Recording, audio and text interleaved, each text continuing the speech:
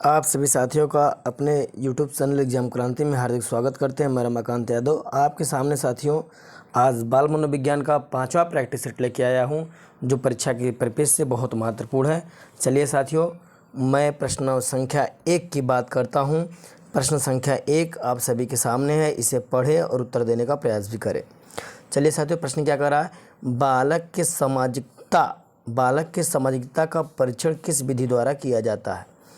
उपचारात्मक विधि द्वारा, समझाती विधि द्वारा, प्रयोगात्मक विधि द्वारा या साक्षात्कार विधि द्वारा। तो साथियों आपको बता दें, जो बालक के सामाजिकता का परीक्षण किया जाएगा वो होगा समाजमिति विधि द्वारा। बालक के सामाजिकता का परीक्षण किया जाता है। तो ऑप्शन नंबर यहाँ पे साथियों बी सही होगा। चलिएगा साथियों, प्रश्न संख्या मैं अगली की तरफ बढ़ता हूँ। प्रश्न संख्या 2 आप सभी के सामने, इसका उत्तर देने का प्रयास करिएगा। प्राथमिक शिक्षा का उद्देश्य है। प्राथमिक शिक्षा का क्या उद्देश्य है, इसका उत्तर देने का आप सभी साथी प्रयास करिएगा। चलिएगा, ऑप्शन नंबर 1 आ रहा है साथियों, शारीरिक व मानसिक विकास करना है, या फिर पारस्परिक सद्भावना व सहयोग की भावना का विकास करना है, या फिर आत्म अभिव्यक्ति की क्षमता का विकास करना है। ऑप्शन नंबर 4 करा उपयुक्त सभी। तो साथियों यहाँ सही होगा उपयुक्त सभी, क्योंकि प्राथमिक शिक्षा का उद्देश्य होता है बच्चों के शारीरिक शिक्षा व मानसिक शिक्षा का विकास करना, उनमें अंतःक्रिया और आपस में संबंध बना के रहना सिखाना। आत्म व्यक्ति मतलब अपनी क्षमताओं का विकास कर सके, बात रखने की किसी के सामने। तो इसलिए ऑप्शन नंबर क्या सही होगा? उपयुक्त सभी। चलिएगा साथियों, प्रश्न संख्या 3 की तरफ चलते हैं। प्रश्न संख्या 3 पे आप सभी साथी ध्यान दीजिएगा। प्रश्न संख्या 3 करा साथियों, समावेशी शिक्षा के पीछे मूलाधार यह है कि। समावेशी शिक्षा के पीछे मूलाधार यह है कि। अब इसमें आपको उत्तर देना है साथियों। ऑप्शन नंबर 1 आ रहा है साथियों, समाज में विभिन्नता है और विद्यालय को इस विभिन्नता के प्रति संवेदनशील होने के लिए समावेशी होने की आवश्यकता है। और ऑप्शन नंबर बी का रहा साथियों कि प्रत्येक बच्चों में निष्पादन के लिए मानक एक समान तथा मानकीकृत होने चाहिए।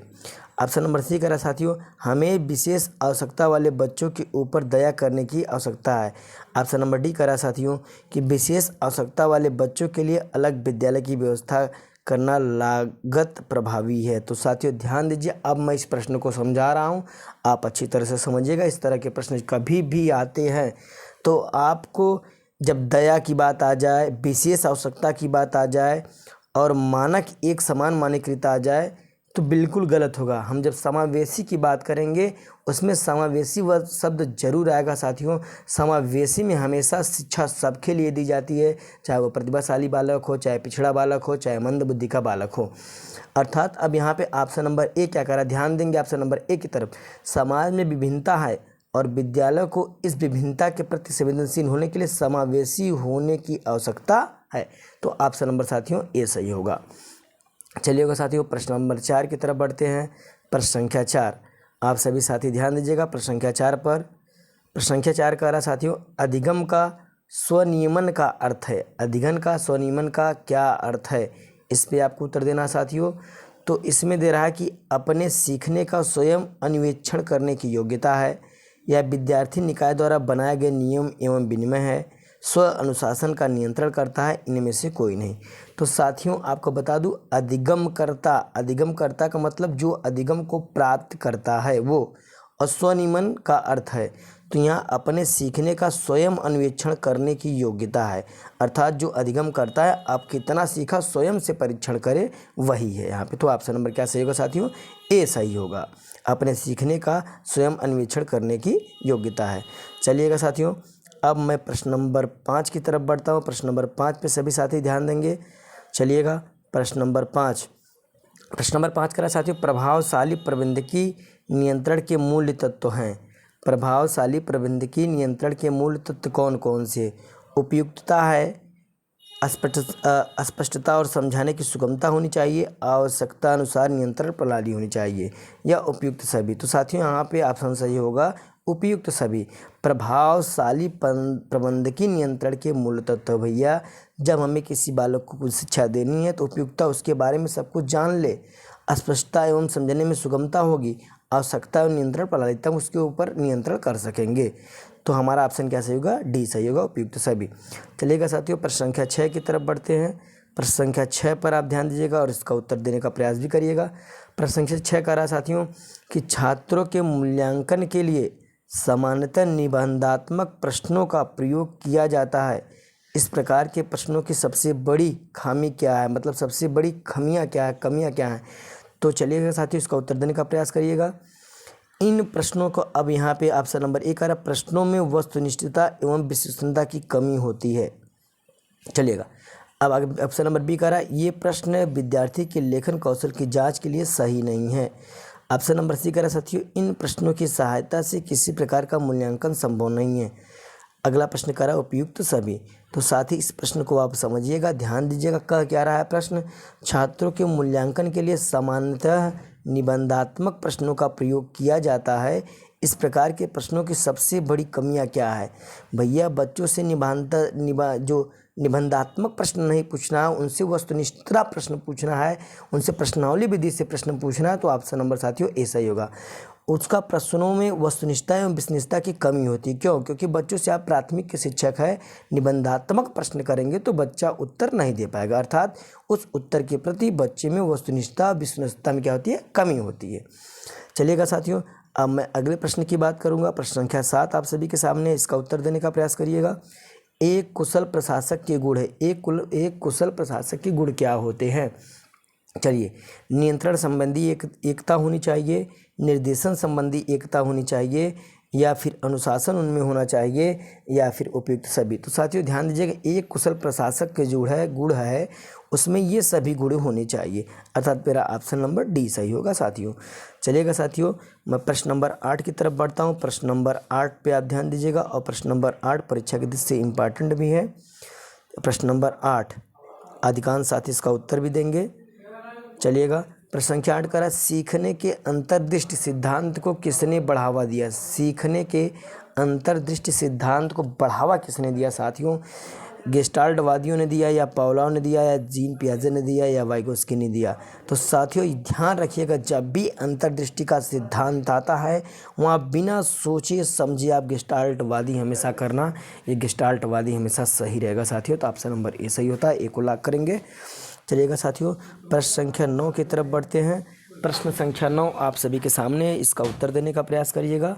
प्रश्न संख्या 9, चलिए साथियों प्रश्न संख्या 9 की तरफ बढ़ेंगे, आप इसका भी उत्तर देने का प्रयास करिएगा। प्रश्न संख्या 9 का है साथियों शिक्षण का अधिगम आधारित विशिष्ट सिद्धांत है। शिक्षण का अधिगम आधारित विशिष्ट सिद्धांत है। अधिगम आधारित पूछ रहा है साथियों, क्रिया का सिद्धांत है, आत्मीयता का सिद्धांत है, स्वाभाविक क्रम का सिद्धांत है, उपयुक्त सभी। तो साथियों ध्यान दीजिएगा, शिक्षण का अधिगम आधारित विशिष्ट सिद्धांत उपयुक्त सभी होगा। क्रिया का सिद्धांत भी होता है, आत्मीयता का सिद्धांत भी होता है, स्वाभाविक क्रम का भी सिद्धांत होता है। चलिएगा साथियों, प्रश्न संख्या 10 की तरफ चलेंगे और प्रश्न संख्या 10 कह रहा है कि बोलना सीखना एक लंबी जटिल प्रक्रिया है, यह मत किसका है? हरलाक का है, उडवर्थ का है, जी हाल का है, वाल्ड्रिच का है? तो साथियों ध्यान दीजिएगा, बोलना सीखना एक लंबी जटिल प्रक्रिया है, ये कथन जो है साथियों हरलाक जी का है। तो ऑप्शन नंबर ए लॉक करिएगा, हरलाक। चलिएगा साथियों, प्रश्न नंबर 11 की तरफ बढ़ते हैं। प्रश्न नंबर 11 क्या कह रहा है, ध्यान दीजिएगा, कह रहा है व्यक्तिक विभिन्नता पर आधारित शिक्षण प्रविधि है। व्यक्तिक विभिन्नता पर आधारित शिक्षण प्रविधि है, क्रियात्मक विधि है, यह संविदा विधि है, या वार्तालाप विधि है, या उपयुक्त सभी विधि है? तो साथियों ध्यान दीजिएगा, व्यक्तिक विभिन्नता की बात करेंगे तो यहाँ पे ऑप्शन नंबर का सही होगा, ऑप्शन नंबर डी, उपयुक्त सभी विधियाँ। चलिएगा साथियों, प्रश्न नंबर 12 आपके सामने है। प्रश्न नंबर 12 पर आप ध्यान दीजिए, निम्नलिखित में से कौन सा अधिगम निर्योग्यता का कारण हो सकता है? सांस्कृतिक विविधता, या शिक्षक की अभिक्षमता, या समवयस्कों की उदासीनता, या अभिभावक द्वारा बच्चे के जन्म पूर्व नशा करते रहना? बिल्कुल साथियों यही सही है, अधिगम निर्योग्यता का कारण हो सकता है भैया अभिभावक द्वारा बच्चे के जन्म से पूर्व नशा करना। हमें सिखाया जाता है जब बच्चा माँ के गर्भ में रहता है तो कुछ माताएं जैसे वो नशा करना शुरू कर देती, तो उस नशा का असर बच्चे पे पड़ता है। और कुछ नशा दवाइयों का होता है, कुछ ज़्यादा दवा लेने की मात्रा में भी, जैसे माताओं की जब गर्भ में बच्चा पलता है तो अधिकांश दवाएं लेने के बाद भी तो बच्चे के अधिगम पर उसका असर पड़ता है। तो ऑप्शन नंबर साथियों क्या सही होगा? डी सही होगा। चलिएगा साथियों, अगले प्रश्न की बात करेंगे। प्रश्न संख्या 13 आप सभी के सामने है। प्रश्न संख्या 13 का उत्तर देने का प्रयास करिएगा आप सभी साथी। वाणी बाधित बच्चों हेतु सहायक उपकरण है। वाणी बाधित मतलब जो बच्चे बोल नहीं पाते हैं उनके लिए कौन सा सहायक उपकरण साथियों? चित्र के द्वारा उन्हें पढ़ाना चाहिए, या प्रतिमा के द्वारा पढ़ाना जाना चाहिए, या ए बी दोनों के द्वारा पढ़ाना चाहिए, या इनमें से कोई नहीं? तो साथियों ध्यान दीजिए आप, जो बच्चे बोल नहीं पाते हैं, मुंह को बधिर होते हैं, उन्हें चित्र और प्रतिमा के द्वारा पढ़ाना चाहिए। अर्थात ऑप्शन नंबर क्या सही है साथियों? सी सही है। चलिएगा प्रश्न नंबर 14 की बात करते हैं साथियों। प्रश्न नंबर 14 पे आप सभी साथी ध्यान देंगे। अस्थिबाधित हेतु चाहिए, अस्थिबाधी हेतु चाहिए। जो बच्चे विकलांग होते हैं उनको क्या चाहिए? बैसाखी चाहिए, ट्राईसाइकिल चाहिए, बंधनी चाहिए, उपयुक्त सभी? तो साथियों यहाँ पे ऑप्शन सही होगा उपयुक्त सभी। जो बच्चे विकलांग हैं, शरीर से विकलांग है, अस्थि मतलब हड्डियों से विकलांग है, उनके लिए सभी की आवश्यकता होती है। चलिएगा साथियों, प्रश्न संख्या मैं 15 की बात करूँगा। प्रश्न संख्या 15 आप सभी के सामने इसका उत्तर देने का प्रयास करिएगा। प्रश्न संख्या 15 कह रहा है साथियों, 1 मिनट हाँ बने रहिएगा आप सब। चलिएगा साथियों, उत्तर देने का प्रयास करिएगा।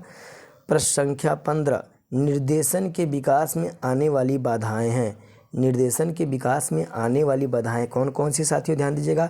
अध्यापक पर अधिक कार्यभार होना, या अध्यापक छात्रानुपात अधिक होना, या यहाँ पे अधिक लिख लीजिएगा साथियों, अध्यापक छात्र अनुपात अधिक होना, यहाँ जोड़ लीजिएगा ऑप्शन नंबर बी में, ए बी दोनों, या स्वतंत्र जीवन। तो साथियों ध्यान दीजिएगा, निर्देशन के विकास में आने वाली जो बाधाएं हैं, अध्यापकों के ऊपर अधिक कार्यभार पड़ जाता है तो भी वो मानसिक रूप से फ्री नहीं हो पाते, बच्चे को अच्छी तरह से शिक्षा नहीं दे पाते। अध्यापक छात्र का अनुपात, यदि छात्रों का एक हमारे उत्तर प्रदेश में एक मानक निर्धारित किया गया है कि वो जो छात्रों का अनुपात होगा 1:30 का अनुपात होगा। तो अगर छात्रों का अनुपात ज़्यादा हो जाएगा तो भी शिक्षा में देने में क्या होगी? कठिनाइयाँ होंगी। एक कक्षा में यदि प्राथमिक में अगर 50 या 80 90 100 150 बच्चे बैठा लेंगे तो भी अध्यापक का संतुलित उसका मानसिक संतुलन नहीं सही हो पाएगा, बच्चों को सही से अधिगम नहीं दे पाएगा। अर्थात मेरा ऑप्शन सही से होगा साथियों option number C, A B दोनों। चलिएगा साथियों, प्रश्न नंबर 16 आप सभी के सामने है। प्रश्न नंबर 16 का उत्तर देने का आप सभी प्रयास करिएगा। कोहलर निम्न में से किससे संबंध है? कोहलर का संबंध किससे ये बताना है साथियों। अधिगम का सिद्धांत दिए थे कोहलर, या व्यक्तित्व का सिद्धांत दिए थे, या प्रेरणा का सिद्धांत दिए थे, या इनमें से कोई नहीं? तो साथियों ध्यान दीजिएगा, कोहलर ने जो सिद्धांत दिया था वो अधिगम का सिद्धांत दिया था। आप सूझबूझ का सिद्धांत इनका है, आप अच्छी तरह से जान भी रहे होंगे। चैंपियनजी पे भी किया था, चैंपियनजी बंदर पे कोहलर ने। चलिए साथियों, प्रश्न संख्या 17 आप सभी के सामने है। प्रश्न संख्या 17 का आप उत्तर देने का प्रयास करिएगा। बच्चों को कक्षा में प्रश्न पूछने से रोकना चाहिए, ऑप्शन नंबर ए कह रहा है। बी कह रहा है पूछने के लिए प्रेरित करना चाहिए, ऑप्शन नंबर बी कह रहा है ए बी दोनों, और डी कह रहा है पूछने की अनुमति नहीं देनी चाहिए। तो साथियों पूछने की अनुमति नहीं देनी चाहिए ये तो बिल्कुल गलत है। पूछने के लिए प्रेरित पूछने से रोकना चाहिए ये भी बिल्कुल गलत है। अर्थात मेरा ऑप्शन नंबर क्या सही होगा साथियों? ऑप्शन नंबर बी सही होगा। पूछने के लिए बच्चों को प्रेरित करना चाहिए। चलिएगा साथियों, अब मैं प्रश्न नंबर 18 की आप सभी के सामने बात करता हूं। प्रश्न नंबर 18 आप सभी प्रश्न संख्या 18 का उत्तर देने का प्रयास करिएगा साथियों। अधिगम से संबंधित प्रश्न कर रहा है, अधिगम से संबंधित प्रश्न संख्या 18 पे आप दीजिएगा साथियों। अधिगम से संबंधित किस विद्यार्थी की समस्याओं का सबसे अच्छा उपकरण है? तो ध्यान देना साथियों, यहाँ पे थोड़ा सा मिस प्रिंटिंग हो गया है। यहाँ पे जो पहला ऑप्शन पहला दिया है वो होगा दिनात्मक नहीं निदानात्मक होगा साथियों, निदानात्मक होगा, निदानात्मक होगा। निदानात्मक शिक्षण या निजी शिक्षण का चुनाव, या कठोर परिश्रम का सुझाव, या पुस्तकालय में निरीक्षण का अध्ययन करना चाहिए। तो साथियों यहाँ पे ऑप्शन नंबर ए जो मिस प्रिंटिंग हुआ यहाँ पे निदानात्मक परीक्षण होगा, यही आपका सही आंसर होगा। चलिएगा साथियों, प्रश्न संख्या मैं 19 की बात करूँगा आप सभी साथियों के सामने। प्रश्न संख्या 19 है, 19 की बात करता हूँ। प्रश्न संख्या 19 कह रहा है, इनमें से कौन सा विकल्प विद्यालय का मुख्य तत्व नहीं है? भैया विद्यालय में शिक्षक पाए जाते हैं, पुस्तकालय भी पाया जाता है, कक्षाएं भी होती है, लेकिन संस्कृति नहीं होती है विद्यालय में। चलिएगा आगे मैं प्रश्न नंबर 20 की साथियों बात करूंगा। प्रश्न संख्या 20 पर आप सभी साथी ध्यान दीजिएगा। प्रश्न संख्या 20 कह रहा है कि सहगामी क्रियाओं का महत्व है, स्व अनुशासन का मानसिक विकास का, ए बी दोनों का, इनमें से कोई नहीं। तो साथियों ध्यान दीजिए, सहगामी क्रियाओं का महत्व जो होगा सहगामी क्रियाओं का, वो ऑप्शन आपका हो जाएगा बी सही। वह स्वानुशासन भी सिखाती है और मानसिक का विकास भी करती है। तो साथियों आप सभी को आज का प्रश्न कैसा लगा, आप सभी साथी ज़रूर बताएंगे। ये साथी, ये आपके लिए इम्पॉर्टेंट प्रश्न था। अगर अच्छी वीडियो लगी होगी अपने साथियों तक ज़रूर शेयर करिएगा। जय हिंद साथियों।